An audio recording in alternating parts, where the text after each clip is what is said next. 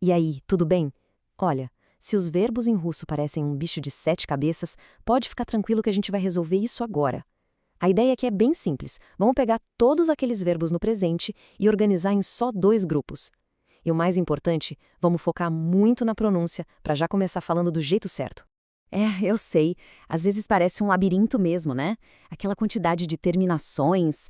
Mas a boa notícia é que tem um mapa.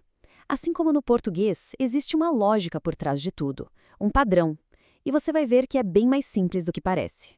E o grande segredo, o pulo do gato, é este aqui. Esquece a ideia de decorar uma lista gigante de verbos. A gente vai reduzir quase tudo a 2 grandes grupos. E quando você entende esses 2 padrões, pronto, a maioria dos verbos simplesmente se encaixa.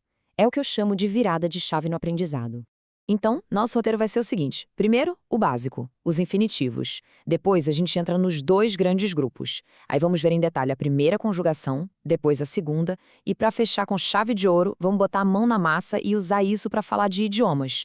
Fechado? Então vamos lá. Ok, tudo começa aqui, com o infinitivo. O que é isso? É a forma crua do verbo, sabe? Aquela que a gente acha no dicionário. Pensa nos nossos verbos em português, que terminam em ar, ir. É a mesma ideia. É daqui que a gente parte. Existem algumas terminações diferentes, tipo ti, esti, mas olha, a mais comum, de longe, é essa aqui, ti. Vamos pegar o verbo saber como exemplo. Znać. Presta atenção na pronúncia. Znać. Esse finalzinho é super importante. Ouvir bem ele é o primeiro passo para conjugar o verbo certinho. Beleza, agora a gente vai juntar as peças. É justamente a terminação do infinitivo que vai ser a nossa grande pista para saber em qual dos 2 grupos o verbo se encaixa. Essa é a parte central de todo o nosso método. E aqui estão eles. De um lado, a primeira forma, que geralmente termina em at ou yat. Do outro, a segunda forma, quase sempre com o final it. O segredo está no som.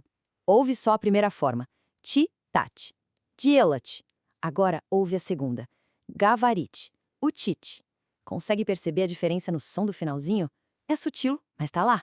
Certo, vamos mergulhar agora no primeiro grupo. O segredo aqui é prestar atenção em uma única vogal. O som dela é a assinatura, a marca registrada desse padrão todo. Olha só essa tabela. Tá vendo como a letra E aparece em quase todas as terminações? É essa vogal que dá o tom, que cria o som característico desse grupo. Ouve bem. Ti termina em yes, ele em yet, nós em yem. Esse som de ie é a identidade da primeira conjugação. Agora vamos para a prática com o verbo saber, o znać. A melhor forma de gravar isso é falando junto. Então vamos lá, repete aí comigo. Foca no som do e, hein? Eu sei. Я знаю. Você sabe. Ты знаешь. Ele sabe. Он знает. Nós sabemos. Мы знаем. Vocês sabem. Вы знаете. Eles sabem. Они знают. Deu para ouvir o padrão? Aquele e aparecendo o tempo todo?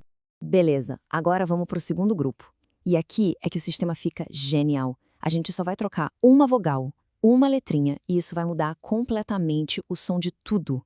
O ponto-chave é esse aqui, ó. A gente troca o E da primeira conjugação por essa vogal aqui, o I. E o som muda da água para o vinho. Ouve só. Ish, it, in, it. Esse som mais fechado de I é o sinal de que a gente está no segundo grupo. Vamos aplicar isso com o verbo falar, goverit. E aqui, atenção redobrada, porque além do som do I, a sílaba tônica, aquela que a gente fala mais forte, é super importante. Vou marcar bem para você ouvir. Repete comigo. Eu falo. Я говорю. Você fala. Ты говоришь. Ele fala. Он говорит. Nós falamos. Мы говорим. Vocês falam. Вы говорите. Eles falam. Они говорят.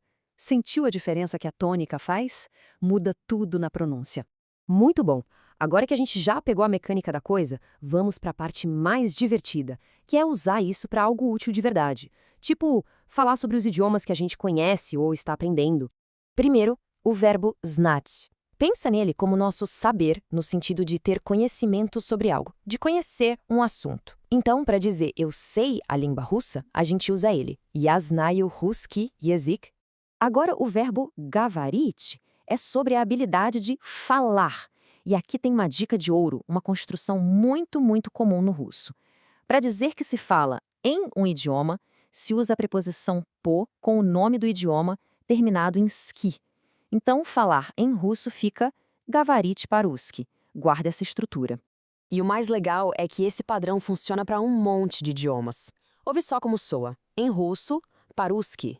Em inglês, по-английски. Em espanhol, по-испански.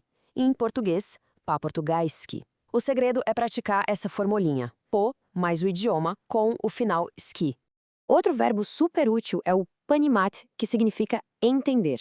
E o legal dele é que ele é meio flexível. Você pode dizer tanto я понимаю по-русски, que seria eu entendo em russo, quanto я понимаю русский язык, eu entendo a língua russa. As duas formas são usadas e estão corretas. E aqui uma dica rápida, mas que ajuda muito. Quando a pergunta começa com кто, que quer dizer quem, o verbo logo depois fica sempre na terceira pessoa do singular. Por exemplo, кто читает é igualzinho a gente faz em português. Quem lê. Fácil, né? Beleza, vamos fazer um resumo rápido agora. Se for para guardar as ideias mais importantes de tudo que a gente viu, são essas aqui. No final das contas, o resumo de tudo é este. A grande diferença está na vogal, no som do E contra o som do I. Se você ouvir o som do E, tipo em znaiesz, é primeira conjugação. Se ouvir o som do I, como em gavarish, é segunda. Se você pegar essa diferença, pronto, decifrou o código. E isso aqui é basicamente o seu passo a passo de agora em diante. Viu um verbo novo? Primeiro, olha o infinitivo. Segundo, tenta sacar se ele é do primeiro ou do segundo grupo. Terceiro, aplique as terminações certas, as com E ou as com I. E quarto, o mais importante, pratica com frases. É um método que organiza o raciocínio. Para fechar, aqui tem 3 frases de ouro. Se você memorizar só essas 3, já vai ter uma base excelente para começar a falar sobre o que se sabe, fala e entende de um idioma. É um ótimo ponto de partida. E para a gente terminar, fica um desafio para já colocar em prática o que se aprendeu.